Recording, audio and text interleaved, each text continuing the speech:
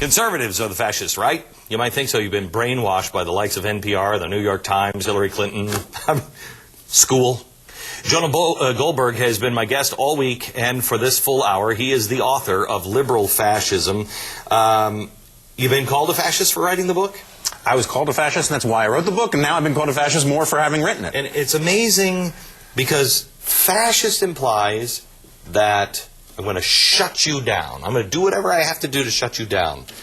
You've been shut down on Amazon.com by what I would describe as fascists. Yeah, I mean, some of them, fascist is almost a compliment for some of them. Some of them are just tools, you know. But, my Amazon page has been hacked several times now. They've replaced pictures of the book with pictures of me and a Hitler mustache and some even less charitable things, which we don't need to get into.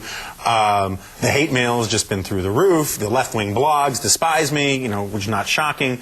It's a lot of ridicule. A lot of the reviewers, even in elite publications, very clearly either distort what I've written or just simply ignore it. I have to tell you, Jonah, I said this at the beginning of the show.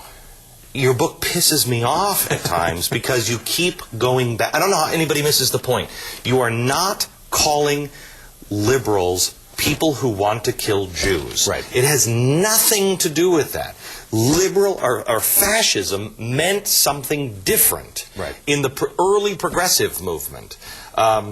And yet now, didn't you have somebody say that they were kicked out of an ice cream parlor for even reading the book? Oh yeah, one of my readers wrote in to say that he got kicked out because they took offense to his book. I've had all these stories from across the country, people hiding the book in the stores. But you're right about the fascism. One sort of last substantive point, socialism. More people have been murdered, rounded up and put in camps and slaughtered in the name of socialism than were ever killed in the name of fascism. And that doesn't even count the National Socialists of Germany, right?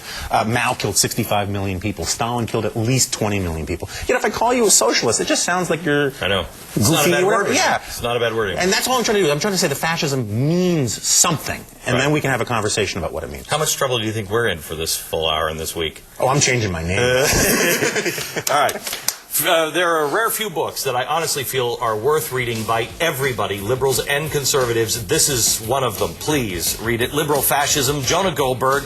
It will likely change the way you and your children think. With the election coming up, do yourself a favor and pick a copy of Liberal Fascism up. From New York, good night, America.